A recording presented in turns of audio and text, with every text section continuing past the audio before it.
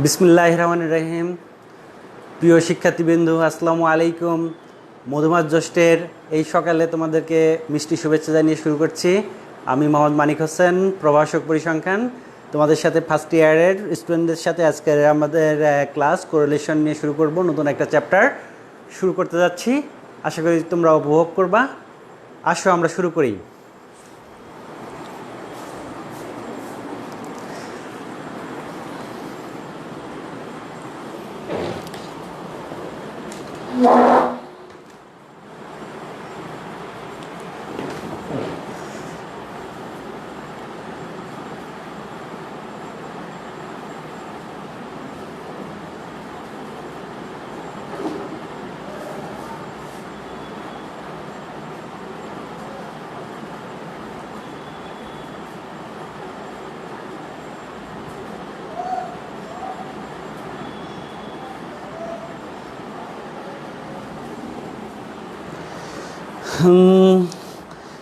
তোমরা দেখতেই পাচ্ছ স্ক্রিনে কাদের জন্য এই ক্লাসটা আজকে সাজানো হয়েছে। অনার্স ফার্স্ট ইয়ার স্টুডেন্টের জন্য এই ক্লাসটা মূলত সাজানো হয়েছে। Course title introductory statistics, course code যেটা 213601, অর্থাৎ প্রথম কোর্সটাই। আজকে পড়াবো তোমাদের কোরিলেশন অর্থাৎ বাইভেরিয়েট অ্যানালাইসিস। কোর্স পরিচালনার সাথে ক্লাসটার সাথে আমি যুক্ত আছি মোহাম্মদ মানিক হোসেন, প্রভাষক পরিসংখ্যান, রাজশাহী কলেজ, রাজশাহী। আমরা শুরু করি। নেক্সট কি আছে আমাদের জন্য? প্রথমেই আমাদের যে বিষয়টা নিয়ে আলোচনা করতে হবে সেটা হচ্ছে দ্বিচলক তথ্য। আমরা আগে ইউনিভেরিয়েট নিয়ে কথা বলেছি, অর্থাৎ এক চলক তথ্য, যেমন আমরা বের করেছি গড়, মধ্যমা প্রচুরক, পরিমিত ব্যবধান, ভেদাঙ্ক, এই ধরনের যেগুলো বের করেছি এগুলো সবগুলো ছিল হচ্ছে এক চলক তথ্যের জন্য, অর্থাৎ একটি মাত্র চলক ছিল সেই তথ্যের চলকের জন্য। বাকি ডেসক্রিপটিভ স্ট্যাটিস্টিক্স আমরা বের করেছি। কিন্তু এখন প্রশ্ন হচ্ছে যে, বা সমস্যা হচ্ছে যে, যদি চলক একই সাথে দুইটা থাকে তাহলে কি সেটা কি ধরনের কি হবে, সেই ধরনের কথাবার্তা নিয়ে আমাদের আজকের এই ক্লাস। সেটাই হচ্ছে বাইভেরিয়েট ডেটা। আগে আমরা দেখি বাইভেরিয়েট ডেটাটা কি। আগে ইউনিভেরিয়েট ডেটা আমরা দেখেছি, যেখানে মাত্র একটি মাত্র বৈশিষ্ট্য নিয়ে আলোচনা করা হতো। এখন দুইটি বৈশিষ্ট্য, একই একই পরস্পর সম্পর্কিত দুইটা চলক নিয়ে বা দুইটা সম্পর্কযুক্ত দুইটা বিষয়কে নিয়ে আমাদের আলোচনা করতে হবে। সেটা হচ্ছে যে, আমরা দেখি সংজ্ঞাটা কি। পরস্পর সম্পর্কযুক্ত দুটি চলকের সমন্বয়ে গঠিত তথ্যকে পরিসংখ্যানে দ্বিচলক তথ্য বলে। তাহলে কি হতে হবে? পরস্পর সম্পর্কযুক্ত দুইটা চলক দুইটা চলক থাকতে হবে। তারা কি হবে? পরস্পর সম্পর্কযুক্ত। যদি পরস্পর সম্পর্কযুক্ত হয়, সেই ধরনের দুইটা চলকের সমন্বয়ে যদি আমরা কোনো চলক গঠন করি তাহলে পরে তাদেরকে বলা হবে দ্বিচলক তথ্য। যা উদাহরণ হিসেবে আমরা বলতে পারি, যেমন একদল ছাত্রের ওজন ও উচ্চতা পরিমাপক তথ্য হচ্ছে দ্বিচলক তথ্য। অর্থাৎ একদল ছাত্রের ওজন আমরা যাদেরকে নিলাম, যদি শুধু ওজন নিতাম তাহলে সেটা হতো এক চলক তথ্য। সেই ওজনের সাথে সাথে যদি তাদের উচ্চতা নিই তাহলে পরে সেটা হবে দ্বিচলক তথ্য।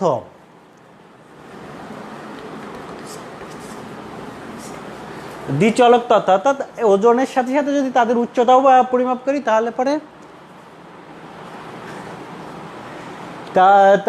তাদেরকে দ্বিচলক তথ্য বলা হবে। অনুরূপভাবে কোনো দ্রব্যের মূল্য ও চাহিদা, অর্থাৎ মূল্যের সাথে চাহিদার যদি কোনো সম্পর্ক থাকে তাহলে পরে এই সম্পর্কযুক্ত যেই হবে সেটা হচ্ছে দ্বিচলক তথ্য। বা কোনো ব্যক্তির আয় এবং ব্যয়, অবশ্যই আয় এবং ব্যয়ের সাথে সম্পর্ক আছে, কারণ হচ্ছে যে আয় যা করবে তাই সেই অনুপাতে তো ব্যয় করবে, তাই না? তাহলে পরে আয় এবং ব্যয় সম্পর্কযুক্ত দুইটা চলক। কোনো ব্যবসায় পুঁজি ও মুনাফা, পুঁজি বিনিয়োগ, অর্থাৎ আমরা যে ক্যাপিটাল ইনভেস্ট করব আর তার থেকে যে প্রফিট আসবে, এই দুইটা কি সম্পর্কযুক্ত। পুঁজি বিনিয়োগের সাথে মুনাফার যে সম্পর্ক, এই সম্পর্ক আছে এদের। তাহলে পুঁজি এবং মুনাফার যে মিলে যদি পুঁজি একটা চলক, মুনাফা আর একটা চলক, এদের সমন্বয়ে যদি আমরা কোনো একই সাথে গঠন করি তাহলে পরে দ্বিচলক তথ্য হবে। দ্বিচলক তথ্যের মান জোড়ায় জোড়ায় থাকে, অর্থাৎ দ্বিচলক তথ্যকে সাধারণত XY দ্বারা প্রকাশ করা হয়। অর্থাৎ তাদের মানগুলো হচ্ছে জোড়ায় জোড়ায় থাকবে, যে আমরা বললাম ছাত্রের ওজন এবং উচ্চতা, ওজন এবং উচ্চতা একই একই সাথে থাকবে, অর্থাৎ এক্স এবং ওয়াই দ্বারা প্রকাশ করা হলে এক্সের মান দ্বারা ওজন এবং ওয়াইয়ের মান দ্বারা উচ্চতা বোঝাবে। কোনো সম্পর্ক যুক্ত যদি চলক থাকে তাহলে পরে এন জোড়া মান থাকে, তাদের মান বোঝানোর জন্য x1 y1 কমা x2 y2 কমা xn yn, অর্থাৎ এন জোড়া যদি মান থাকে তাহলে তাদের মানগুলো বোঝানোর জন্য ব্র্যাকেটের মাঝে থাকতে, ফার্স্ট ব্র্যাকেটের মাঝে x1 y1 কমা ব্র্যাকেট ক্লোজ কমা আবার ব্র্যাকেট শুরু x2 কমা y2 bracket close comma dot dot bracket শুরু xn কমা yn ব্র্যাকেট ক্লোজ। এইভাবে থাকবে আমাদের হচ্ছে তথ্যগুলা। এই মোটামুটি দ্বিচলক তথ্য। দ্বিচলক তথ্যে আমরা কিছু বাস্তব উদাহরণ দেখতে পারি। উদাহরণ দেখি, দ্বিচলক তথ্যের উদাহরণ ধরা যাক কোনো সমগ্র ঘটে 5 জোড়া দম্পতির তথ্য সংগ্রহ করা হয়েছে। দম্পতি অর্থাৎ কি, স্বামী আর স্ত্রীর তথ্য সংগ্রহ করা হয়েছে। তাহলে পরে তথ্যটা কীরকম হবে? স্বামীর বয়স, স্ত্রীর বয়স, স্বামীর বয়স 21, স্ত্রীর বয়স সেখানে 18, যেখানে স্বামীর বয়স 29, স্ত্রীর বয়স 24, যেখানে স্বামীর বয়স 50, সেখানে স্ত্রীর বয়স 40, যেখানে স্বামীর বয়স 30, সেখানে স্ত্রীর বয়স 33, যেখানে স্বামীর বয়স 25, স্ত্রীর বয়স 25। অর্থাৎ দেখা যাচ্ছে যে স্বামীর বয়স আর স্ত্রীর বয়সের একটা কি রিলেশন এখানে আছে, কাছাকাছি মান, স্বামীর বয়সের সাথে স্ত্রীর বয়সের একটা কাছাকাছি মান গ্রহণ করার প্রবণতা এখানে দেখা যাচ্ছে। অর্থাৎ এখানে স্বামীর বয়স আর স্ত্রীর বয়স পরস্পর সম্পর্কযুক্ত। নেক্সট আরো দেখতে পারি আমরা ঔষধের মাত্রা এবং জীবাণুর সংখ্যা। আমরা এখানে এই তথ্য দেখা যাচ্ছে ওষুধের মাত্রা বাড়ানোর সাথে সাথে কি জীবাণুর সংখ্যা কমতে থাকছে, অর্থাৎ মাত্রা বাড়ানোর সাথে সাথে অন্যটা কি কমতে থাকছে, জীবাণুর সংখ্যা কমে যাচ্ছে। অর্থাৎ ওষুধের ডোজ বাড়ানোর সাথে সাথে জীবাণুর যে সংখ্যা সেটা কমে যাচ্ছে, অর্থাৎ জীবাণু ধ্বংস হয়ে যাচ্ছে। এটা পরস্পর সম্পর্কযুক্ত। এখানে ওষুধের মাত্রার প্রয়োগ এবং জীবাণুর সংখ্যার মধ্যে একটা কি সম্পর্ক রয়েছে, তাই তো? আরও আমরা দেখতে পারি দ্বিচলক তথ্যে আরও উদাহরণ আমরা দেখতে পারি, সেটা হচ্ছে যে সার প্রয়োগ আর ধানের উৎপাদন। অর্থাৎ ধান উৎপাদন সার প্রয়োগ কেজিতে সার প্রয়োগ করা হয়েছে, আর ধানের উৎপাদন মনে, অর্থাৎ 5 কেজি সার প্রয়োগ করলে ধানের উৎপাদন হয় হচ্ছে কি 60 কেজি। ঠিক তেমনিভাবে যদি সার প্রয়োগ 10 কেজি করা হয় ধানের উৎপাদন বেড়ে 75 কেজি। সার প্রয়োগ যদি 16 কেজি করা হয় ধানের উৎপাদন বেড়ে হয়ে যায় 85 মন। এইভাবে কি সার প্রয়োগের সাথে ধানের যে উৎপাদন এটাও কি পরস্পর সম্পর্কযুক্ত। অর্থাৎ সার প্রয়োগ বৃদ্ধি করার সাথে সাথে কি ধানের উৎপাদনও কি বৃদ্ধি পাচ্ছে। এটা একটা আমরা দ্বিচলক তথ্যের উদাহরণগুলো দেখলাম। এখন সার প্রয়োগ আর ধানের উৎপাদনের মধ্যে সম্পর্ক রয়ে গেছে, তাই তো? এখন দ্বিচলক তথ্য বিশ্লেষণ করতে হবে। দ্বিচলক তথ্য যে আমরা পেলাম বা যা বুঝলাম, এই তথ্যগুলো থাকলেই তো আমাদের হবে না, এটা কি আমাদেরকে পরিসাংখ্যানিকভাবে বিশ্লেষণ করতে হবে, কাজে লাগাতে হবে। তো এই বিশ্লেষণ করার পদ্ধতি হচ্ছে দুইটা। একটার নাম হচ্ছে কি সংশ্লেষ বিশ্লেষণ বা কোরিলেশন অ্যানালাইসিস। সংশ্লেষ শব্দটাকে সংশ্লেষণও বলা হয়, আর এটার একটা ইংরাজি হচ্ছে কোরিলেশন, যে সবসময় আমরা এটাকে বোঝাই থাকি। সংশ্লেষ বা সংশ্লেষণ যেটাই বলি সেটার ইংরেজি হবে কোরিলেশন। আরেকটা হচ্ছে নির্ভরণ বিশ্লেষণ, রিগ্রেশন অ্যানালাইসিস।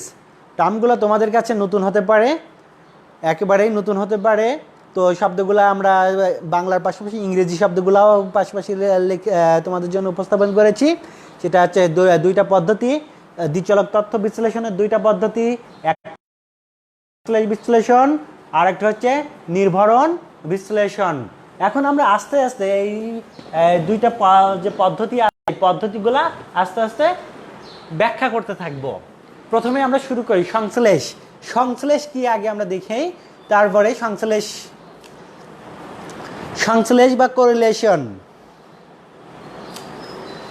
পরস্পর সম্পর্কযুক্ত দুই বা ততোধিক চলকের মধ্যকার সম্পর্কের প্রকৃতি ও মাত্রা নিরূপণ এবং তা ব্যাখ্যা করার পরিসাংখ্যানিক প্রক্রিয়াকে সংশ্লেষ বলে। এখানে দেখো কয়েকটা বিষয়, তিনটা বিষয় ব্যাখ্যা করার মতো এখানে রয়ে গেছে, বা একটু বরং আমি একটু এক্সপ্লেন করে বলি তোমাদের।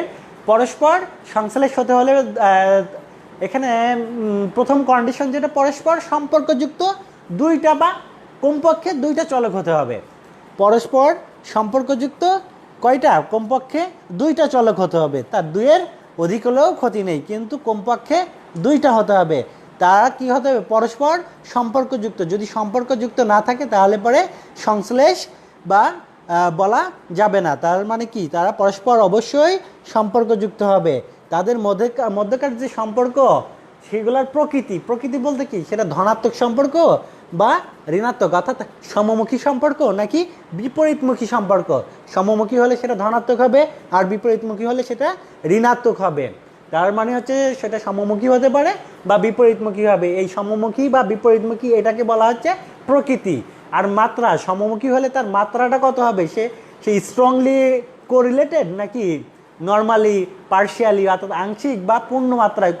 কী ধরনের মাত্রা? সেটা পূর্ণ মাত্রা হতে পারে, আংশিক হতে পারে, একেবারে ন্যারো টাইপের হতে পারে। তো এই মাত্রাটা কী, সেটার মাত্রা কেমন হবে বা পরিমাপটা কেমন হবে সেটা আমাদেরকে নিরূপণ করার যে পদ্ধতি, পরিসাংখ্যানিক পদ্ধতি, তাকেই বলা হচ্ছে সংশ্লেষ। তার মানে আমরা এখানে বুঝতে পারলাম পরস্পর সম্পর্কযুক্ত, অবশ্যই সম্পর্কযুক্ত হতে হবে। যদি সম্পর্কযুক্ত না হয় তাহলে পরে তাদের আলোচনা এইখানে নেই, তাদের নিয়ে আমাদের কোনো মাথা ব্যথা এই আলোচনার মধ্যে নেই। তার মানে হচ্ছে পরস্পর সম্পর্কযুক্ত চলক কয়টা হতে হবে? কমপক্ষে দুইটা। একটা হলে সংশ্লেষ হবে না, কমপক্ষে দুইটা হতে হবে। দুইটা বা ততোধিক, তার অধিক হতে পারে, দুইটার পরে তিনটা, চারটা, পাঁচটা, সাতটা হতে পারে, কোনো সমস্যা নাই, কিন্তু কমপক্ষে দুইটা হতে হবে। তাদের প্রকৃতি এবং মাত্রা নিরূপণ করা যাবে এই পদ্ধতির মাধ্যমে, এবং তা ব্যাখ্যা করার যে পরিসংখ্যানিক পদ্ধতি, স্ট্যাটিস্টিক্যাল মেথড, তাকেই বলা হচ্ছে সংশ্লেষ।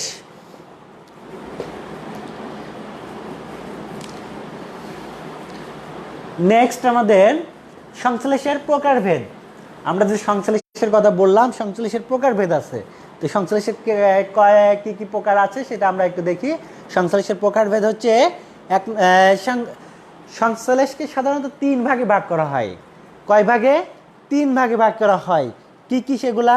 প্রথম হচ্ছে সহজ সংশ্লেষ বা সিম্পল কোরিলেশন, সহজ সংশ্লেষ বা সিম্পল কোরিলেশন। দুই নম্বর হচ্ছে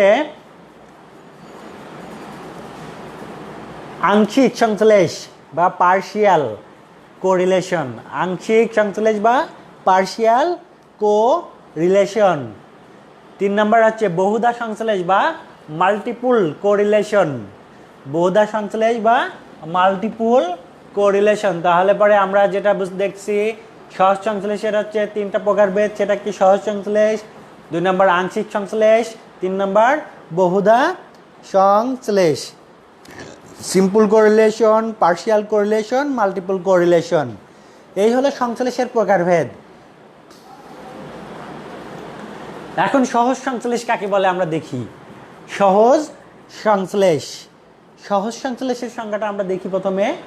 পরস্পর সম্পর্কযুক্ত দুটি চলকের মধ্যে একটি চলকের মানের পরিবর্তনের ফলে যদি অন্য চলকের মানের সমমুখী বা বিপরীতমুখী পরিবর্তন ঘটে, তবে তাদের মধ্যকার সম্পর্ককে সহজ সংশ্লেষ বলে। অর্থাৎ পরস্পর সম্পর্কযুক্ত দুটি চলক, আমরা সংশ্লেষের সংজ্ঞা দিতে যে বললাম কমপক্ষে দুটি, তার বেশি হলে ক্ষতি নেই, কিন্তু সহজ সংশ্লেষের বেলায় দুটিই হতে হবে, কমও হতে পারবে না, বেশিও হতে পারবে না। আমরা শুধুমাত্র সংশ্লেষ যখন বললাম তখন বলেছি দুটি হতে পারে বা তার বেশি হতে পারে, দুইয়ের কম হতে পারবে না। কিন্তু এখন সহজ সংশ্লেষের বেলায় বলছি আমরা দুটিই হবে, এক্স্যাক্টলি দুটি হবে, তার বেশিও হতে পারবে না, তার কমও হতে পারবে না। অর্থাৎ পরস্পর সম্পর্কযুক্ত দুটি চলকের মধ্যে একটি চলকের মানের পরিবর্তনের ফলে, অর্থাৎ একটি যদি পরিবর্তন হয় তাহলে অন্য চলকের মানের সমমুখী পরিবর্তন হতে পারে, বিপরীতমুখী পরিবর্তন হতে পারে, অর্থাৎ ধনাত্মক পরিবর্তন হতে পারে, ঋণাত্মক পরিবর্তন হতে পারে। তাহলে তাদের মধ্যকার যে সম্পর্ক তাদেরকে বলা হবে সহজ সংশ্লেষ। উদাহরণ হিসেবে বলতে পারি ব্যবসায় পুঁজি বিনিয়োগের সাথে মুনাফা অর্জনের সম্পর্ক। অর্থাৎ ব্যবসায় যে আমরা পুঁজি বিনিয়োগ করি অবশ্যই সেখানে একটা উদ্দেশ্য থাকে, সেখান থেকে কি মুনাফা অর্জন হবে। তো মুনাফা অর্জনের সাথে পুঁজি বিনিয়োগের যে সম্পর্ক আছে সেটাকে আমরা সহজ সংশ্লেষের উদাহরণ হিসেবে বলতে পারি। আবার কোনো ব্যক্তির আয়ের সাথে তার ব্যয়ের, যে ব্যক্তির আয় সে ব্যক্তিরই ব্যয়, এক ব্যক্তির আয় বা অন্য ব্যক্তির ব্যয় হবে না। অর্থাৎ এক ব্যক্তি, যে ব্যক্তিকে আমরা নিব সে ব্যক্তির আয় এবং সে ব্যক্তির ব্যয়ের সাথে যে সম্পর্ক সেটা হচ্ছে কি সহজ সংশ্লেষ হবে। দ্রব্যের মূল্যের সাথে চাহিদার সম্পর্ক, আমরা জানি দ্রব্যের মূল্যের সাথে একটা চাহিদার সম্পর্ক আছে। এই ধরনের সম্পর্কগুলোকে আমরা সহজ সংশ্লেষের উদাহরণ বলতে পারি। বোঝা গেল তাহলে পরে এখানে সহজ সংশ্লেষ বলতে আমরা কি বোঝাতে যাচ্ছি? সম্পর্কযুক্ত হতে হবে, দুটি চলক হতে হবে, তার বেশি হলেও চলবে না, কম হলেও চলবে না। পরিবর্তন হতে হবে, পরিবর্তনটা কী ধরনের পরিবর্তন? সেটা সমমুখী পরিবর্তন হতে পারে, অর্থাৎ ধনাত্মক পরিবর্তন, বা বিপরীতমুখী পরিবর্তন হতে পারে, যা ঋণাত্মক পরিবর্তন বলি। তাহলে পরে ধনাত্মক পরিবর্তন হতে পারে, ঋণাত্মক পরিবর্তন হতে পারে। মানের পরিবর্তন, মানের পরিবর্তন বলতে আমরা এখানে ব্যাখ্যা করেছি পরিবর্তনটা কি সমমুখী হতে পারে বা বিপরীতমুখী হতে পারে। তাদের বিপরীতমুখী বা সমমুখী যেভাবেই হোক, তাদের সমমুখী বা বিপরীতমুখী যে প্রক্রিয়াই হোক, তো হলে পরে পরিবর্তনের ফলে আরেকটার পরিবর্তন, একটার পরিবর্তনের সাথে যদি আর একটা পরিবর্তন হয় তাহলে পরে সেই ধরনের সম্পর্কে বলা হচ্ছে সহজ সংশ্লেষ। সহজ সংশ্লেষের প্রকারভেদ আমরা প্রথমে দেখেছি। সংশ্লেষের প্রকারভেদ যেটা সহজ সংশ্লেষ, আংশিক সংশ্লেষ, বহুধা সংশ্লেষ। এখন আবার সহজ সংশ্লেষের আবার প্রকারভেদ আছে। সহজ সংশ্লেষের প্রকারভেদগুলো হচ্ছে সম্পর্কযুক্ত দুটি চলকের মধ্যে বিদ্যমান সম্পর্কের প্রকৃতি ও মাত্রার উপর ভিত্তি করে সহজ সংশ্লেষকে 5 ভাগে ভাগ করা যায়। অর্থাৎ প্রকৃতি, আমরা প্রকৃতির কথা বললাম, সেটা ধনাত্মক হতে পারে, ঋণাত্মক হতে পারে, তার মাত্রা কেমন, সে পূর্ণ মাত্রায় আছে নাকি আংশিক মাত্রায় আছে, এই মাত্রার উপর ভিত্তি করে, প্রকৃতি এবং মাত্রার উপর ভিত্তি করে মোট 5 প্রকার ভাগ করা হয় সহজ সংশ্লেষকে। তো সেগুলোর নাম আমরা দেখি। 1 নম্বরে হচ্ছে কি পূর্ণ ধনাত্মক সংশ্লেষ, পূর্ণ ধনাত্মক সংশ্লেষ, perfect positive correlation, perfect positive correlation বা পূর্ণ ধনাত্মক সংশ্লেষ। 2 নম্বর আংশিক ধনাত্মক সংশ্লেষ, পার্শিয়াল, আংশিক ধনাত্মক সংশ্লেষ। 3 নম্বর পূর্ণ ঋণাত্মক সংশ্লেষ, perfect negative correlation, perfect negative correlation, পূর্ণ ঋণাত্মক সংশ্লেষ। 4 নম্বর আংশিক ঋণাত্মক সংশ্লেষ, partial negative correlation, partial negative correlation, আংশিক ঋণাত্মক সংশ্লেষ। 5 নম্বর শূন্য সংশ্লেষ বা জিরো কোরিলেশন, 5 নম্বর শূন্য সংশ্লেষ বা জিরো কোরিলেশন।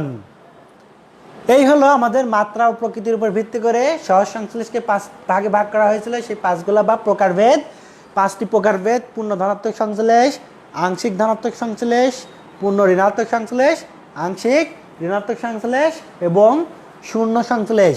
এখন আমরা আস্তে আস্তে এই 5 প্রকারের বর্ণনা দিব, উদাহরণসহ বর্ণনা দিব। ধনাত্মক সংশ্লেষ, প্রথমে আমরা দেখি ধনাত্মক সংশ্লেষ। তারপরে যদি একটি চলকের মানের পরিবর্তনের ফলে অপর চলকের মানের পরিবর্তন সমমুখী হয়, অর্থাৎ একটি মানের বৃদ্ধির ফলে অপরটির মান বৃদ্ধি পায় বা একটি মানের হ্রাসের ফলে অপরটির মান হ্রাস পায়, তখন চলকদ্বয়ের মধ্যকার বিদ্যমান সম্পর্ককে ধনাত্মক সংশ্লেষ বলে। অর্থাৎ একটি চলকের মান বৃদ্ধি পেলে অন্যটি বৃদ্ধি পাবে, একটি চলকের মান যদি কমে যায় তাহলে অপরটিও কমে যাবে। এই ধরনের সম্পর্ক যদি থাকে তাহলে তাদের মধ্যে যে সম্পর্ক সেটাকে বলা হবে ধনাত্মক সংশ্লেষ।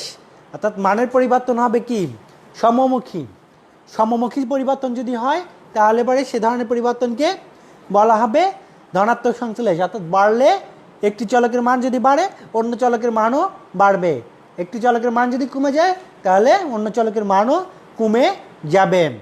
এটাকেই বলা হচ্ছে ধনাত্মক সংশ্লেষ।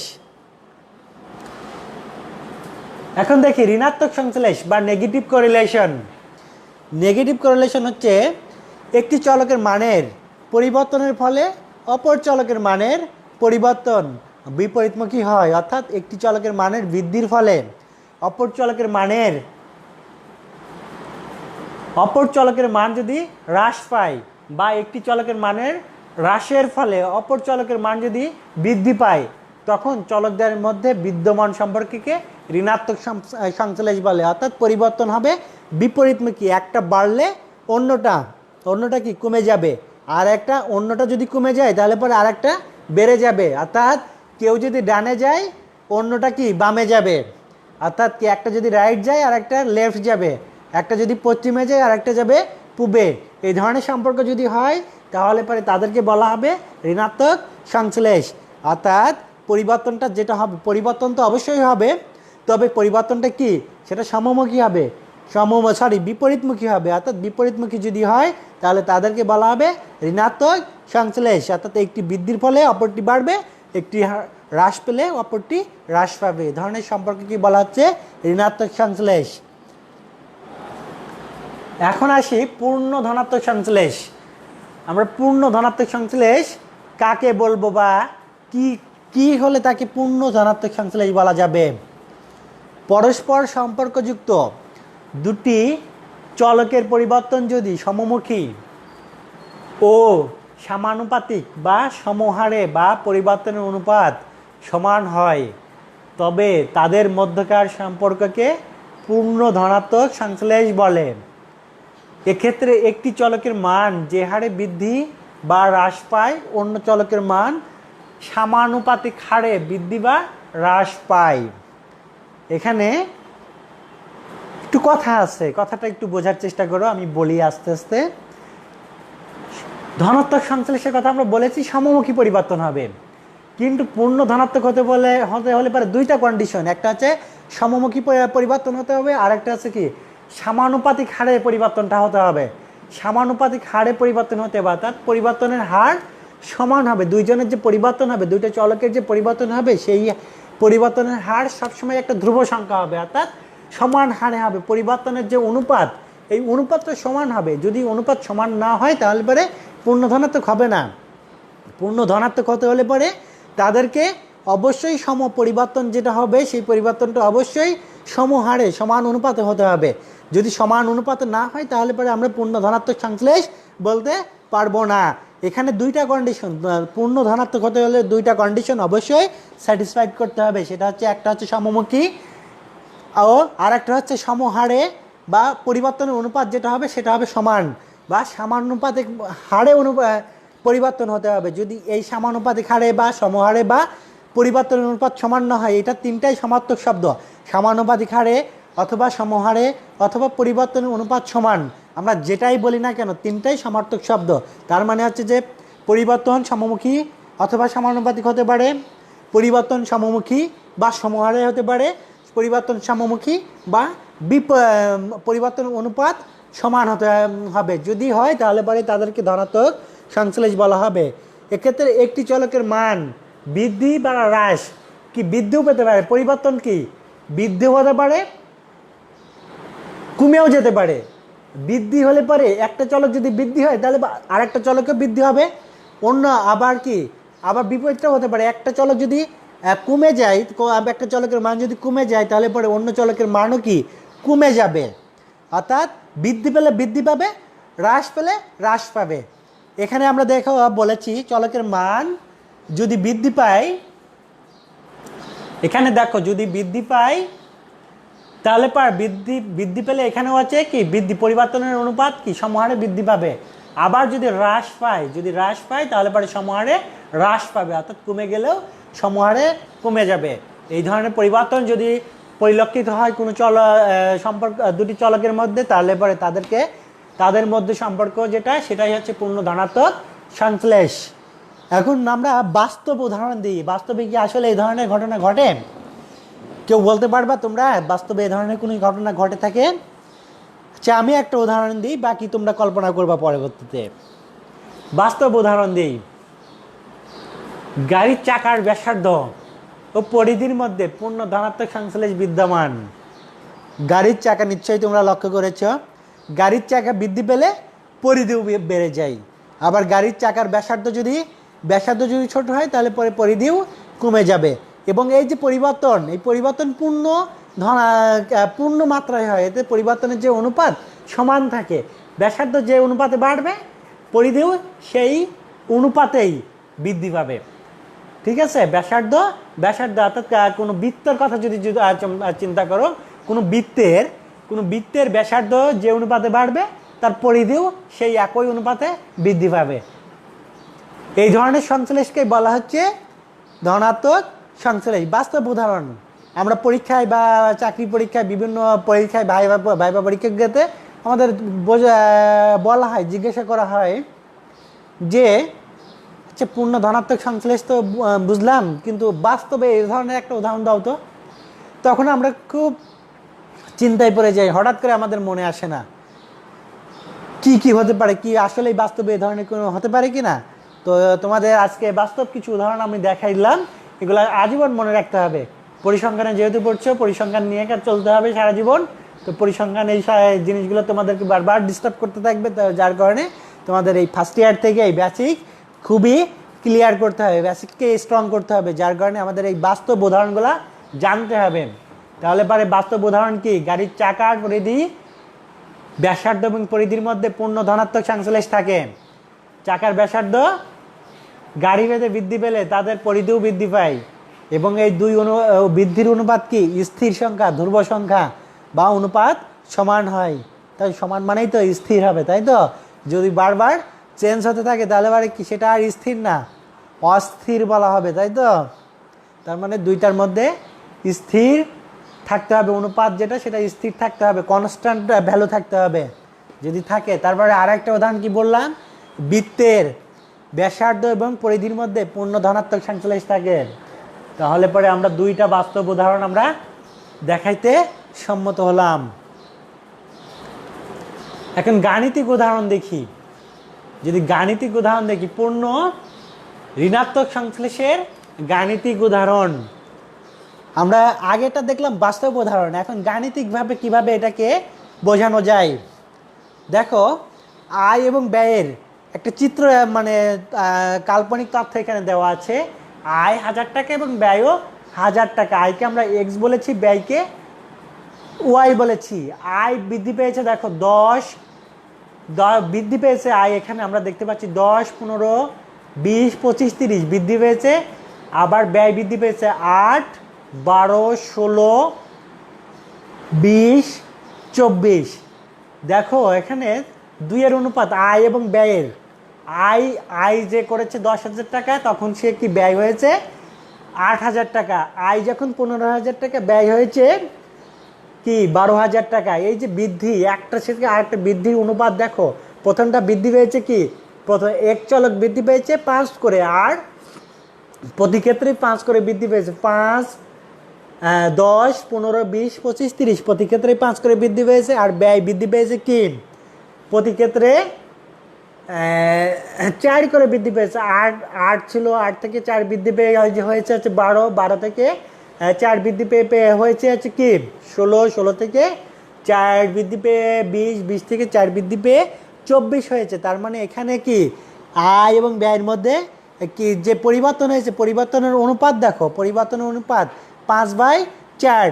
পরিবর্তনের প্রতি ক্ষেত্রে পরিবর্তনের অনুপাত কি 5/4। 4। দেখো প্রতি ক্ষেত্রেই পরিবর্তনের অনুপাত যেটা 5/4, একটা ধ্রুব সংখ্যা। প্রতি ক্ষেত্রে যে অনুপাত হবে আমরা বলেছি সেটা একটা স্থির সংখ্যা হবে।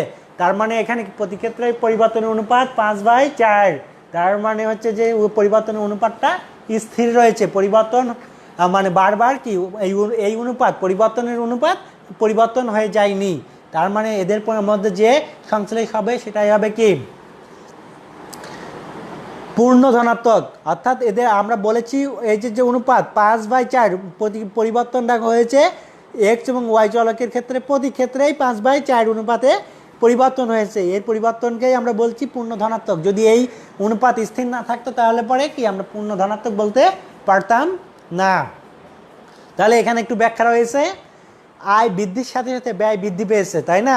দেখো আয় যখন 5 থেকে 10,000 হলো, ব্যয় তখন কি বলে আয় যখন 10 থেকে 15,000 হলো, ব্যয় হলো 8 থেকে 12,000। আয়ের সাথে ব্যয় বৃদ্ধি পেয়েছে এবং আয় ও ব্যয়ের পরিবর্তন এখানে কি পরিবর্তন হচ্ছে বৃদ্ধি হয়েছে। পরিবর্তন কমেও যেতে পারতো, কিন্তু এই উদাহরণে আমরা দেখতে পাচ্ছি বৃদ্ধি পেয়েছে। বৃদ্ধির অনুপাত সমান কি 5 প্রতি ক্ষেত্রে দেখো 5/4, বৃদ্ধির অনুপাত প্রতি ক্ষেত্রে 5/4। সুতরাং এখানে আয় ও ব্যয়ের মধ্যকার সম্পর্ককে পূর্ণ ধনাত্মক সংশ্লেষ বলা হবে। এক্ষেত্রে কি সংশ্লেষের মান যদি পূর্ণ ধনাত্মক সংশ্লেষ হয় তাহলে সংশ্লেষের মান হবে +1। সেক্ষেত্রে কি সংশ্লেষের মান হবে +1, অর্থাৎ আর ইকুয়াল টু আমরা সংশ্লেষকে আর দ্বারা প্রকাশ করি, সংশ্লেষাঙ্ককে আর দ্বারা প্রকাশ করি, আর ইকুয়াল টু +1। পূর্ণ ধনাত্মক সংশ্লেষকে পূর্ণ সহযোগী, এর আর একটা নাম হচ্ছে পূর্ণ সহযোগী সংশ্লেষ। পূর্ণ ধনাত্মক সংশ্লেষের আর একটা নাম হচ্ছে ভালো নাম হচ্ছে কি পূর্ণ সহযোগী সংশ্লেষ। আমরা যে সবসময় ব্যবহার করি ডাক নাম, নিক নেম আর ভালো নাম, এরকম এরও একাধিক নাম আছে। পূর্ণ ধনাত্মক সংশ্লেষকে পূর্ণ সহযোগী সংশ্লেষও বলা হবে। নিশ্চয়ই তাহলে পরে বুঝতে পারছো বাস্তব উদাহরণ, গাণিতিক উদাহরণের মাধ্যমে তোমরা বুঝতে পারছো। এখন আংশিক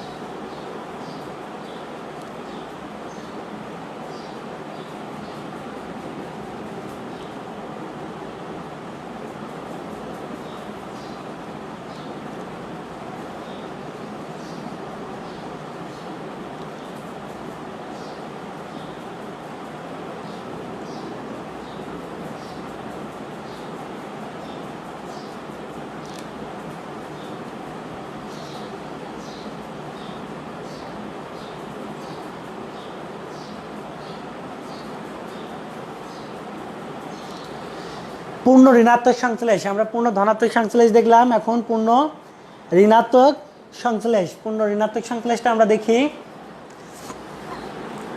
কাকে বলা হবে পূর্ণ ঋণাত্মক সংশ্লেষ।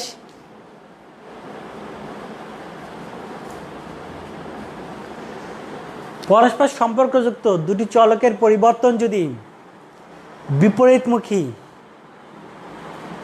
পরিবর্তন হতে হবে, সেটা বিপরীতমুখী। আগেরটা ছিল সমমুখী, এখন হবে বিপরীতমুখী ও সমানুপাতিক বা সমহারে বা পরিবর্তনের অনুপাত সমান হবে। পরিবর্তন হবে কি বিপরীতমুখী, কিন্তু তাদের অনুপাত হবে সমান। তাদের অনুপাত কি হবে? তাদের অনুপাত হবে সমান। যদি সমান হয় তাহলে পরে সে ধরনের সংশ্লেষকে বলা হবে পূর্ণ ঋণাত্মক সংশ্লেষ। অর্থাৎ পরিবর্তন হতে হবে, সেটা কি ধরনের পরিবর্তন হতে হবে? একজন যদি সামনে যায় আরেকজন পিছনে যাবে, অর্থাৎ একটা বৃদ্ধি পেলে আরেকটা কমে যাবে, একটা বৃদ্ধির ফলে আরেকটা হ্রাস পাবে। যদি এই ধরনের পরিবর্তন হয় এবং তার সাথে সাথে কি সেটার পরিবর্তনের অনুপাত যদি সমান হয়, তবে তাদের মধ্যকার সম্পর্ককে পূর্ণ ঋণাত্মক সংশ্লেষ বলা হবে।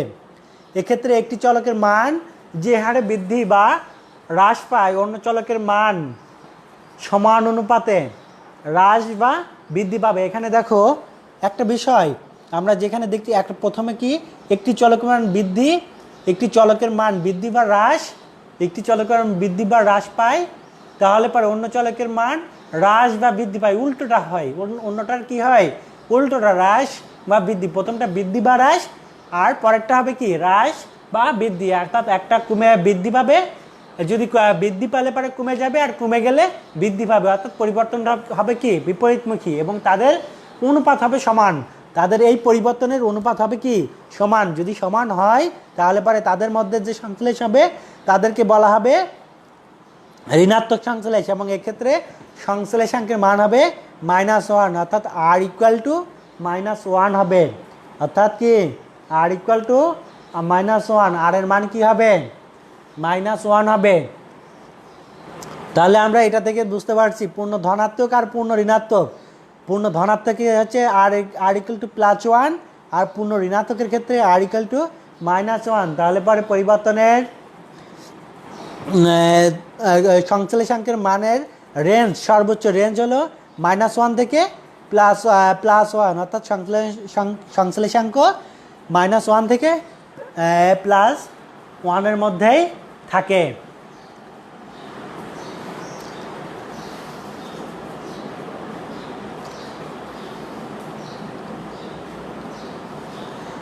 বাস্তব উদাহরণ আমরা দেখি। বাস্তব উদাহরণটা কি হতে পারে,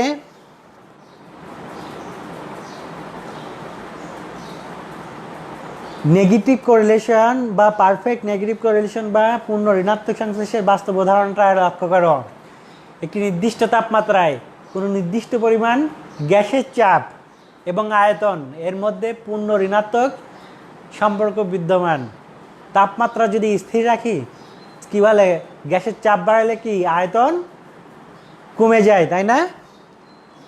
গ্যাসের চাপ যদি বৃদ্ধি করা যায় তাহলে কি হয়, আয়তন কমে যায়। তোমরা পদার্থবিজ্ঞানে পড়ে আছো গ্যাসের চাপ, পদার্থবিজ্ঞান বা রসায়ন বিজ্ঞানে পড়েছ যে গ্যাসের চাপ বৃদ্ধি করলে পরে তার আয়তন কমে যায়। আবার গ্যাসকে যদি চাপ যদি কমানো যায় আয়তন বৃদ্ধি পেতে থাকে। অর্থাৎ দুইটা চলক গ্যাসের চাপ এবং আয়তন, চাপ এবং আয়তনের মধ্যে সম্পর্কটা কি বিপরীত। চাপ বাড়ালে আয়তন কমে যায়, আর আয়তন মানে কি চাপ যদি কমানো হয় আয়তন বেড়ে যায়। এক্ষেত্রে কি একটা কন্ডিশন একটা হচ্ছে তাপমাত্রাকে কি নির্দিষ্ট রাখতে হবে। যদি নির্দিষ্ট তাপমাত্রায় রাখি, স্থির রাখি তাপমাত্রাকে, তাহলে পরে এই দুইটার পরিবর্তন করলে পরে একটা পরিবর্তন করলে আরেকটা বৃদ্ধি, একটা কমাইলে আরেকটা বৃদ্ধি পাবে, আর একটা বৃদ্ধি করলে আরেকটা কমে যাবে। এই ধরনের পরিবর্তনটা এই যে পরিবর্তন হলো, একটা হচ্ছে বিপরীতমুখী পরিবর্তন, আর এই পরিবর্তনের অনুপাত, এই অনুপাতটা কি হয়, সমমুখী হয়, অর্থাৎ সমান অনুপাতে হয়। এই পরিবর্তনের অনুপাত হবে সমান অনুপাতে। এই যদি সমান অনুপাতে এই পরিবর্তন হয় এবং তাই এর জন্যকে বলা হচ্ছে পূর্ণ ঋণাত্মক কোরিলেশন। পূর্ণ ঋণাত্মক কোরিলেশন, অর্থাৎ সংশ্লেষ, পূর্ণ ঋণাত্মক সংশ্লেষ। তাহলে বাস্তব উদাহরণটা, এই উদাহরণটা খুবই তোমরা মনে রাখবে, এটা খুবই ইম্পর্টেন্ট। কারণ আমরা বাস্তবিক ক্ষেত্রে যদি আমরা মনে না রাখি এ ধরনের উদাহরণ খুব একটা সচরাচর পাওয়া যায় না, খুঁজে পাওয়া মুশকিল হয়ে যায়। পূর্ণ ধনাত্মক এবং পূর্ণ ঋণাত্মকের বাস্তব উদাহরণ খুঁজে পাওয়া খুব মুশকিল হয়ে যায়। যার কারণে আমাদের এগুলা মনে রাখতে হবে, স্মরণ রাখতে হবে, বারবার এগুলো প্র্যাকটিস করতে হবে, মনে আনতে হবে। আনলে পরে একসময় দেখা যাবে যে এটা মনে গেঁথে গেছে, আর ভুল হবে না, ভুলে যাবে না। ভাইবা পরীক্ষাগুলোতে এগুলো খুব ইম্পর্টেন্ট। এখন আমরা এর গাণিতিক উদাহরণ দেখি। গাণিতিক উদাহরণ হচ্ছে পূর্ণ ঋণাত্মক সংশ্লেষের গাণিতিক উদাহরণ, ওষুধের মাত্রা আর জীবাণুর সংখ্যা। এখানে দেখো ওষুধের মাত্রা বাড়ানোর সাথে সাথে কি জীবাণুর সংখ্যা কমতে থাকছে, বিপরীত প্রক্রিয়া হয়েছে না? ওষুধের মাত্রা 10 থেকে 15-তে বৃদ্ধি করার ফলে জীবাণুর সংখ্যা 60 থেকে 50-এ চলে গেছে। ওষুধের মাত্রা 15 থেকে 20-এ বৃদ্ধি করার ফলে জীবাণুর সংখ্যা 50 থেকে 40-এ চলে গেছে। এভাবে দেখো বৃদ্ধি পেয়েছে 10, 15, 20, 25, 30, 60, 50, 40, 30, 20 এভাবে কমতে থাকছে। একটা জায়গা বাড়তে থাকছে আর একটা কি কমতে থাকছে। তাহলে পরে একটা বৃদ্ধির সাথে অন্যটার যে কমে যাচ্ছে, এবং এর অনুপাত দেখি আমরা। অনুপাতটা এখন খেয়াল করি, বৃদ্ধি এবং কমার যে বাড়া এবং কমার যে অনুপাত, এইটার দেখি সমান আছে কিনা, প্রতি ক্ষেত্রেই সমান আছে কিনা দেখি। প্রতি ক্ষেত্রেই দেখো সমান, প্রতি ক্ষেত্রে উপরেরটা বাড়াচ্ছে হচ্ছে কি প্রতি ক্ষেত্রে 5 করে, আর নিচেরটা বেড়েছে প্রতি ক্ষেত্রে 10 করে। তার মানে এর অনুপাতটা হচ্ছে 5/10, 5/10 অনুপাতে, প্রতি ক্ষেত্রেই 5/10 অনুপাতে কি পরিবর্তন হয়েছে। এই পরিবর্তনের অনুপাতটি কি সমহারে প্রতি ক্ষেত্রেই 5/10, প্রতি ক্ষেত্রেই দেখো কি 5/10 করে পরিবর্তন হয়েছে। এই পরিবর্তনটাকেই আমরা বলছি সমহারে, প্রতি ক্ষেত্রেই দেখো পরিবর্তন যে হয়েছে সেই পরিবর্তনটা হচ্ছে কি 5, এক্স চলক হচ্ছে পরিবর্তন হয়েছে 5 ইউনিট করে, আর ওয়াই চলকের পরিবর্তন হয়েছে 10 ইউনিট করে, প্রতি ক্ষেত্রেই তাই হয়েছে। যার কারণে পরিবর্তন বা পরিবর্তনের যে অনুপাত সেটাকে আমরা বলছি স্থির বা ধ্রুব সংখ্যা। যার কারণে এখানে হচ্ছে যে পূর্ণ ধনাত্মক সংশ্লেষ বিদ্যমান। এখানে আমরা ব্যাখ্যা করেছি ওষুধের মাত্রা বৃদ্ধির সাথে সাথে জীবাণুর সংখ্যা হ্রাস পেয়েছে, এবং ওষুধের মাত্রা ও জীবাণুর সংখ্যা পরিবর্তনের একটা বৃদ্ধি পেয়েছে, ওষুধের মাত্রা বৃদ্ধি পেয়েছে আর জীবাণুর সংখ্যা হ্রাস পেয়েছে, এদের পরিবর্তন সমান। তাই উহাদের মধ্যে পূর্ণ ধনাত্মক সংশ্লেষ, পূর্ণ ঋণাত্মক সংশ্লেষ বিদ্যমান রয়েছে, তাই তো? তাই উহাদের মধ্যে কি পূর্ণ ঋণাত্মক সংশ্লেষ বিদ্যমান রয়েছে। এখন আংশিক ঋণাত্মক সংশ্লেষ, পূর্ণ ঋণাত্মক সংশ্লেষ দেখলাম, এখন আংশিক ঋণাত্মক সংশ্লেষটা আমরা দেখি।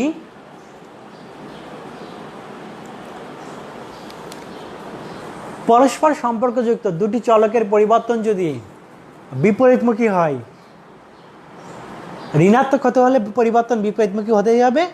আর এই যে অসমানুপাতিক বা অসমহারে, অর্থাৎ তাদের পরিবর্তন যদি একটা ধ্রুব সংখ্যা না হয়, স্থির না হয়, সমান না হয়, তাহলে পরে সে ধরনের পরিবর্তনকে বলা হচ্ছে আংশিক ঋণাত্মক সংশ্লেষ। সে ধরনের সম্পর্ককেই বলা হচ্ছে আংশিক ঋণাত্মক সংশ্লেষ। অর্থাৎ একটি পরিবর্তন হবে বিপরীতমুখী, একটা বাড়লে বিপরীতমুখী বাড়লে, একটা বাড়লে আর একটা কমবে, আর একটা কমলে অন্যটা বাড়বে, এবং তাদের অনুপাত পরিবর্তনের এই অনুপাত হবে অসমানুপাতিক হারে, সমান হারে হবে না, সমান হারে হবে না। তাদের পরিবর্তনের অনুপাত সমহারে হবে না, পরিবর্তনের অনুপাত সমান হবে না। যদি সমান না হয় আর বিপরীতমুখী হয়, তাহলে পরে এদের যে মধ্যকার যে সম্পর্ক তাকে বলা হচ্ছে আংশিক ধনাত্মক, আংশিক ঋণাত্মক সংশ্লেষ। অর্থাৎ একটি চলকের মান বৃদ্ধি বা হ্রাস পেলে অন্য চলকের মান হ্রাস বা বৃদ্ধি পাবে। একটি চলকের বৃদ্ধি বা হ্রাস, এখানে খেয়াল করার বিষয় হচ্ছে বৃদ্ধি বা হ্রাস, আর অন্যটা কি হ্রাস বা বৃদ্ধি, অর্থাৎ বিপরীত, বৃদ্ধি বা হ্রাস বা হ্রাস বা বৃদ্ধি। এই যে বিপরীত প্রক্রিয়া হলো, এই প্রক্রিয়ার পরিবর্তন যদি এদের পরিবর্তন যদি অসমান হয়, সমান না হয়, তাহলে তাদেরকে বলা হবে আংশিক ঋণাত্মক সংশ্লেষ। বাস্তব উদাহরণ আমরা দেখি। বাস্তব উদাহরণ হচ্ছে কি, সাধারণত পণ্যের দাম প্রাইস এবং চাহিদার মধ্যে আংশিক ঋণাত্মক সংশ্লেষ দেখা যায়। আমদানির সাথে রপ্তানির, আমদানি যদি বেড়ে যায় তাহলে কি রপ্তানি, সে দেশ কি রপ্তানি করতে পারে না, রপ্তানি কমে যায়। আমদানি যদি বেড়ে যায় তাহলে রপ্তানি কমে যায়। আবার কি চাহিদা যদি, দাম যদি বেড়ে যায় চাহিদাও বেড়ে যায় নাকি? না, বাড়ে না, দাম বাড়লে চাহিদা কমে যায়। মানুষ তখন তার কি প্রতিপূরক দ্রব্য খুঁজে বেড়ায়। অর্থাৎ যদি এই চালের দাম বেড়ে যায় তখন কি আটার চাহিদা বেড়ে যায়, চালের চাহিদা কমে যায়। ঠিক আছে, মানুষ বিকল্প খুঁজতে থাকে, তখন দামের সাথে চাহিদার একটা বিপরীত সম্পর্ক রয়েছে। তাই দাম বাড়লে চাহিদা কমে যায়। আবার কি আমদানি বাড়লে রপ্তানি কমে যায়। যদি কোনো দেশ আমদানি বেশি করতে হয় তাহলে পরে কি সে তার রপ্তানির পরিমাণ কি কমে যায়। এটাই হচ্ছে বিপরীত সংশ্লেষের বাস্তব উদাহরণ। এখন আমরা এটাকে গাণিতিক উদাহরণ দেখি। আমরা এখানে মূল্য এবং চাহিদা দেওয়া আছে, মূল্য এক্স এবং চাহিদা ওয়াই। মূল্য 60 টাকা যখন ছিল, চাহিদা ছিল 20 কেজি। আবার মূল্য যখন 65 টাকা, চাহিদা কমে হলো কি 18 কেজি। মূল্য যখন 75 টাকা, চাহিদা কমে 14 কেজি। আবার মূল্য যখন 90 টাকা, চাহিদা কমে দাঁড়ালো কি 8 কেজিতে, অনেক কমে গেছে। ঠিক তেমনিভাবে মূল্য যখন 100 টাকা হলো, মূল্য যখন 60 টাকা থেকে 100 টাকায় চলে গেছে, দেখো চাহিদা কমে কি একেবারে কি চাহিদা 6 কেজিতে, 20 কেজি থেকে কমে 6 কেজি হয়েছে। তার মানে কি চাহিদা মূল্য যত বাড়ছে চাহিদা তত কমছে। কিন্তু এখানে একটা বিষয় লক্ষ্য করো, দেখো এই যে অনুপাত বৃদ্ধি বা কমার যে অনুপাত, এখানে কিন্তু প্রতি ক্ষেত্রে স্থির না, ধ্রুব না। ধ্রুব নাই। দেখো প্রথম অনুপাত বৃদ্ধি পেয়েছে এক চলকের হচ্ছে 60 থেকে 65, 5 টাকা, ঠিক। তারপরে 65 থেকে 75, 10 টাকা বৃদ্ধি পেয়েছে। তারপরে কি 75 থেকে 90, 15 টাকা বৃদ্ধি পেয়েছে। তারপর 90 থেকে 10, কারণ প্রতি ক্ষেত্রে বৃদ্ধি কিন্তু সমান অনুপাতে হয় নাই। আবার যে ওয়াই চলক যে কমেছে সেই কমার অনুপাতটাও দেখো সমান অনুপাতে নাই। প্রথমে কি 20 টাকা 20 কেজি থেকে 18 কেজি, 2 কেজি মাত্র কমেছে। তারপরে কি 18 থেকে 14 কেজি, তার মানে এখানে 4 কেজি কমেছে। তারপরে 14 থেকে 8 কেজি, এখানে আরও অনেক কমে গেছে, 6 কেজি কমে গেছে। তারপরে আবার কি 8 থেকে 6 কেজি, তার মানে এখানে 2 কেজি কমছে। তার মানে প্রতি ক্ষেত্রে অনুপাত পরিবর্তনের অনুপাত স্থির হয় নাই, অর্থাৎ এখানে ধ্রুব সংখ্যা নাই, অর্থাৎ সমান অনুপাতে পরিবর্তন হয় নাই, যার কারণে একে বলা হচ্ছে আংশিক ঋণাত্মক। তাহলে পরে আংশিক ধনাত্মক আর আংশিক ঋণাত্মকের মধ্যে পার্থক্য তোমরা করতে শিখলা। অর্থাৎ এখানে মূল্য এক্স বৃদ্ধির সাথে চাহিদা হ্রাস পেয়েছে এবং মূল্য ও চাহিদার পরিবর্তন কি হয়েছে, বৃদ্ধিও একটা বৃদ্ধি হয়েছে আর একটা হ্রাস পেয়েছে, অনুপাত সমান নয়। সুতরাং মূল্য ও চাহিদার মধ্যে সম্পর্ককে আংশিক ঋণাত্মক সংশ্লেষ বলা যেতে পারে। এক্ষেত্রে সংশ্লেষাঙ্কের মান -1 থেকে 0 এর মধ্যে থাকবে। মাইনাস যদি মাইনাস থেকে 0 এর মধ্যে থাকবে, ঋণাত্মক যদি হয় তাহলে -1 থেকে 0 এর মধ্যে থাকবে, অর্থাৎ -1 লেস দেন আর লেস দেন 0 হবে। এটা হলো ঋণাত্মক সংশ্লেষ। নিশ্চয়ই তোমরা এটা বুঝতে পারছো। এখন হচ্ছে শূন্য সংশ্লেষ। শূন্য সংশ্লেষ কি হবে, কাকে আমরা শূন্য সংশ্লেষ বলবো? শূন্য সংশ্লেষ বলবো যেটা হচ্ছে দুটি চলকের কোনো একটি মানের পরিবর্তনের কি বৃদ্ধি বা হ্রাস যেটাই হোক, অন্য চলকের মান অপরিবর্তিত থাকে, তবে তাদের মধ্যকার সম্পর্ককে শূন্য সংশ্লেষ বলে। অর্থাৎ একটি বৃদ্ধি পেলে অন্যটা কি বৃদ্ধি পেল কি হ্রাস পেল, এর মধ্যে তার কোনো মানে কি কোনো ভূক্ষেপ নাই। অর্থাৎ একটা বাড়লো কি কমলো, অন্যটা ডোন্ট কেয়ার, তাই তো? একটা বাড়লো কি কমলো, তাতে অন্যটার ডোন্ট কেয়ার। এ ধরনের যদি ডোন্ট কেয়ার রিলেশন থাকে, ডোন্ট মাইন্ড ফ্যামিলির পোলাপান হয়, তাহলে পরে আছে সেটা হবে কি শূন্য সংশ্লেষ, তাই তো? একটার মাঝে আর একটার যে সংশ্লেষ সেটাকে বলা হচ্ছে শূন্য সংশ্লেষ। অর্থাৎ একটা পরিবর্তন হলে অন্যটা কোনো পরিবর্তন হবে না, স্থির হবে। একটার পরিবর্তন হলে অন্যটার পরিবর্তন কি একেবারে স্থির থাকবে, সে কোনো রকম নড়াচড়া করবে না। একটা সে যতই বাড়ে বৃদ্ধি পাক বা কম হোক, তাতে অন্যটা কোনোভাবেই সে কি নড়াচড়া করবে না। যদি নড়াচড়া না করে অর্থাৎ অপরিবর্তিত থাকে, তবে তাদের মধ্যকার সম্পর্ককে শূন্য সংশ্লেষ বলা হবে। এর বাস্তব উদাহরণ কে দিতে পারবা বলো দেখি? এ ধরনের শূন্য সংশ্লেষের বাস্তব উদাহরণ কে দিতে পারবা? কেউ দিতে পারবা? ঠিক আছে, আমি দিই। লবণের দাম ও ব্যবহারের মধ্যে শূন্য সংশ্লেষ বিদ্যমান। বুঝতে পারছো? লবণের দাম যতই কমে যাক, এর ব্যবহার কি বাড়ে? লবণ খাওয়া কি মানুষ বাড়াই দেয়? লবণের দাম কমে গেলে দেয় না, তাই না? লবণের দাম যতই বাড়ুক, লবণের ব্যবহার বাড়ে না। আবার কি লবণের দাম যতই কমে যায় বাড়ে না, আবার যতই বৃদ্ধি পাক আমাদের যেটুক লবণ খাওয়া লাগবে তার চেয়ে কম আমরা খেতে পারবো না। খেতে পারবো না, তাই তো? এটাকে বলা হচ্ছে শূন্য সংশ্লেষের উদাহরণ, বাস্তব উদাহরণ। আবার দেখো তোমাদের শ্রেণীকক্ষে দেখো ক্লাসের জিপিএ এবং উচ্চতা, এর মধ্যে শূন্য সংশ্লেষ বিদ্যমান। কারণ কি উচ্চতা তারতম্যের সাথে কি জিপিএ তারতম্যের কোনো প্রভাব আছে? মনে করো যে কোনো একটা শিক্ষার্থী সে হচ্ছে কি অনেক লম্বা, তাহলে পরে কি লম্বা যে সে কি সবচেয়ে বেশি জিপিএ পাবে না। আবার লম্বা যে সে কি সবচেয়ে কম জিপিএ পাবে? তাও পাবে না। আবার কি হতে পারে যে সবচেয়ে খাটো সে সবচেয়ে কম জিপিএ পাবে, এমনও নাই। আবার কি যে সবচেয়ে খাটো সবচেয়ে কি বেশি জিপিএ পাবে, এমনও নয়। তার মানে কি এই যে জিপিএর সাথে উচ্চতার যে সম্পর্ক, এটার মধ্যেও কোনো সংশ্লেষ নেই। তার মানে এটা কি শূন্য সংশ্লেষ, তাই তো? আমরা বাস্তব উদাহরণ, শূন্য সংশ্লেষের বাস্তব উদাহরণ দিতে শিখলাম, তাই তো? এখন দেখি গাণিতিক উদাহরণের মাধ্যমে আমরা দেখি শূন্য সংশ্লেষ। দেখো লবণের দাম 40 টাকা 40 টাকা ছিল, 40 টাকা থেকে কমে 35 টাকা, 35 টাকা থেকে কমে 30 টাকা, 30 টাকা কমে থেকে কমে 25 টাকা, 25 টাকা থেকে কমে 20 টাকা। কিন্তু লবণের ব্যবহার 4 কেজি ছিল, সব ক্ষেত্রেই 4 কেজি, একটুও বাড়ে নাই, একটুও কমে নাই।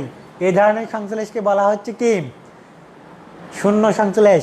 অর্থাৎ দেখো একটা বা কমে গেছে, বারবার কমতে কমতে অর্ধেক হয়ে গেছে, নিচেরটার কোনো খবর নাই, নিচেরটা সেই একই রকম রয়ে গেছে, তাই তো। একটা কমতে কমতে সে অর্ধেক চলে গেছে, তারপরেও পরেরটার কোনো খবর নাই, বাড়েও নাই, সে কমেও নাই। এ ধরনের সংশ্লেষ যদি হয়, এ ধরনের রিলেশন যদি হয়, তাহলে সে ধরনের রিলেশনকে বলা হবে কি শূন্য সংশ্লেষ। তাহলে লবণের দাম বৃদ্ধির ফলে কি বা কমার ফলে লবণের ব্যবহার অপরিবর্তিত রয়েছে, এক্ষেত্রে যে সংশ্লেষ সেটাকে বলা হচ্ছে শূন্য সংশ্লেষ। শূন্য সংশ্লেষের মান কি? শূন্য সংশ্লেষের মান আর ইকুয়াল টু সংশ্লেষাঙ্কের মান হবে আর ইকুয়াল টু 0, অর্থাৎ দুটি চলকের মধ্যে যদি কোনো রিলেশন না থাকে তাহলে আর ইকুয়াল টু 0 হবে।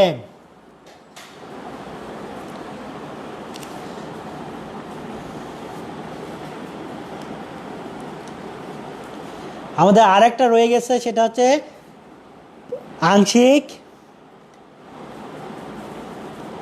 আংশিক ধনাত্মক সংশ্লেষ। আংশিক ধনাত্মক সংশ্লেষটা আমাদের বাদ পড়ে গেছে মাঝখান থেকে, আমরা এটা এখন দেখি। আংশিক ধনাত্মক সংশ্লেষ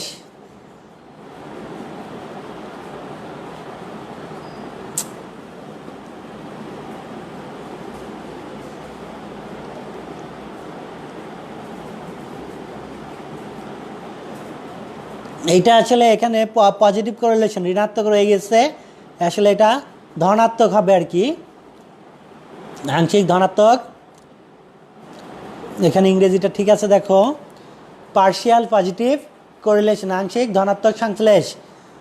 পরস্পর সম্পর্কযুক্ত দুটি চলকের পরিবর্তন যদি সমমুখী হয় ও অসমানুপাতিক হয়, অর্থাৎ অসমহারে হয়, তাহলে তাদের মধ্যকার যে সংশ্লেষ হবে সেটাই হচ্ছে কি আংশিক ধনাত্মক সংশ্লেষ। আংশিক ধনাত্মক সংশ্লেষের মান হচ্ছে কি যেটা একটা বৃদ্ধি পেলে পরে আরেকটাও বৃদ্ধি পাবে, একটা হ্রাস পেলে আরেকটাও হ্রাস পাবে, তবে এদের পরিবর্তনের অনুপাত সমান হবে না।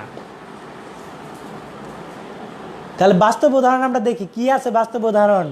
কোনো পণ্যের মূল্য এবং যোগানের মধ্যে আংশিক ধনাত্মক সংশ্লেষ বিদ্যমান। কেউ কেউ বলে এখানে পূর্ণ ধনাত্মক সংশ্লেষই বিদ্যমান, কিন্তু আমি এটা খুঁজে পাই না কখনোই, এটা আমার কাছে আংশিকই মনে হয়। কেউ কেউ বলে পূর্ণ ধনাত্মক সংশ্লেষ আসছে এর মাঝে, কিন্তু সবসময় ঘটে না। পূর্ণ ধনাত্মক সংশ্লেষ সবসময় এই ধরনের ক্ষেত্রে মূল্য এবং যোগানের ভিতর ঘটে না, আংশিক ধনাত্মক সংশ্লেষ বিদ্যমান। কারণ দেখো মূল্য যদি বেড়ে যায় তাহলে কি প্রোডাকশনটা বেড়ে যায় আর কি, যোগান বেড়ে যায়, ঠিক আছে। যখন যে দ্রব্যের মূল্য বেড়ে যায় তখন সেই কোম্পানি কী করতে চায়, সেই পণ্য বেশি উৎপাদন করতে চায়। বেশি উৎপাদন করার মানে কি, তাদের মধ্যে একটা কি দাম বাড়ার সাথে যোগানের একটা সম্পর্ক দেখা যায়। দাম বাড়লে যোগান তখন বাড়তে থাকে, আর যদি দাম কমতে থাকে তখন যোগানও কমতে থাকে। মানুষ তখন সেই পণ্য উৎপাদনের কি আগ্রহ হারায় ফেলে। যখন ধানের দাম কমে যায় তখন কৃষক ধান উৎপাদনের উপর কি আগ্রহ হারায় ফেলে। তার মানে কি দাম বা কমে যাওয়ার সাথে সাথে কি তাদের সাপ্লাই কমে যায়। আবার দাম যখন বেড়ে যায় তখন কৃষক ধানের উৎপাদন বাড়ানোর জন্য ব্যতিব্যস্ত হয়ে পড়ে, সব কিছু বাদ দিয়ে আবার ধানের চাষ শুরু করে দেয়। তার মানে কি তাদের মাঝে ধনাত্মক সংশ্লেষ আছে, কিন্তু কী রকম ধনাত্মক, কিন্তু বাড়লেই পূর্ণ মাত্রায় আসে না, তাই না, তাদের অনুপাত সমান হয় না। তার মানে কি এটা আংশিক ধনাত্মক সংশ্লেষ হবে। বাস্তব উদাহরণ দেখলাম, এখন গাণিতিক উদাহরণ দেখি। গাণিতিক উদাহরণ যদি দেখতে পারি, সার প্রয়োগ আর উৎপাদন। মনে করে যে ধানের উৎপাদনে সার প্রয়োগ করা এবং তাদের উৎপাদন। ধান প্রয়োগ করা, মনে করে যে কিছু জমিতে যদি হেক্টর প্রতি বলি বা একর প্রতি বলি 5 কেজি সার প্রয়োগ করায় ধান উৎপাদন হয়েছে 60 মণ। এখন যদি 10 কেজি সার কি প্রয়োগ করি তাহলে পরে উৎপাদন বেড়ে হচ্ছে 75 মণ। 16 কেজি করলে পরে উৎপাদন আরও বেড়ে যায়, কি হচ্ছে 85 মণ। তারপরে কি সারের প্রয়োগ আরও বাড়াই দেওয়া হলো 20 কেজি, 20 কেজি বাড়ানোর ফলে তারপরে উৎপাদন হলো কি 90 মণ। তারপরে 28 কেজি দিলাম, 28 কেজি থেকে কি 92 মণ। এখন তাহলে বলতে পারো তাহলে কি, তাহলে সারের মাত্রা বাড়াইতে বাড়াইতে যদি আরও 100 কেজি করে দিই, ধানের উৎপাদন কি 200 মণ হয়ে যাবে? না, বাড়াইতে বাড়াইতে একটা পর্যায়ে এসে যতই সার প্রয়োগ করি না কেন ধান উৎপাদন তো বাড়বে না, বরঞ্চ কি হতে পারে, বরঞ্চ সেখান থেকে কমে যেতে পারে, তাই না? বাড়ার সাথে সাথে এক পর্যায়ে কি আবার সারের প্রয়োগ বাড়ানোর সাথে সাথে কি উৎপাদন কমেও যেতে পারে। ঠিক যে পর্যায় পর্যন্ত বাড়লো, বাড়ার পর যে বিন্দু থেকে আবার কমতে থাকলো সেটাকে বলা হচ্ছে পয়েন্ট অফ ইনফ্লেশন। তোমরা ক্যালকুলাসে শিখেছো পয়েন্ট অফ ইনফ্লেশন। যে পর্যায় থেকে একটা রেখার মান মানে বৃদ্ধি পেতে পেতে আবার কমতে শুরু করে, সেই বিন্দুকে, যে বিন্দু থেকে কমতে শুরু করে সেই বিন্দুকেই বলা হচ্ছে পয়েন্ট অফ ইনফ্লেশন। তার মানে কি, আমি এখানে কি সারের প্রয়োগ বাড়াইতে বাড়াইতে ধানের উৎপাদন বাড়াইতে দেখছি। তোমরা মনে করতে পারো তাহলে সার এবার দিব 1 মণ সার দিয়ে দিব, উৎপাদন 2 মণ হয়ে যায়, মানে কি বেড়ে যাবে 200 মণ। হবে না, তা হবে না। একটা নির্দিষ্ট পর্যায়ে যায় আবার কি কমতে থাকবে। যাক, সেদিকে আমরা না যাই, তো স্বাভাবিক পর্যায়ে আমরা দেখি সারের মাত্রা বাড়ালে কি উৎপাদনও বাড়তে থাকে। ঠিক আছে, আশা করি তোমরা আজকের ক্লাসটা খুব ভালো করে উপভোগ করেছো, ভালো করেই বুঝতে পারছো। না বুঝতে পারলে কোনো সমস্যা নাই, এখানের রিটেন লেকচার সব কিছু এখানে অ্যাভেলেবেল আছে। তোমরা বারবার সেটা রিভিউ করে দেখতে পারবো, শুনতে পারবা, বুঝতে পারবা এবং কি প্রয়োজনে খাতায় নোট করতে পারবা।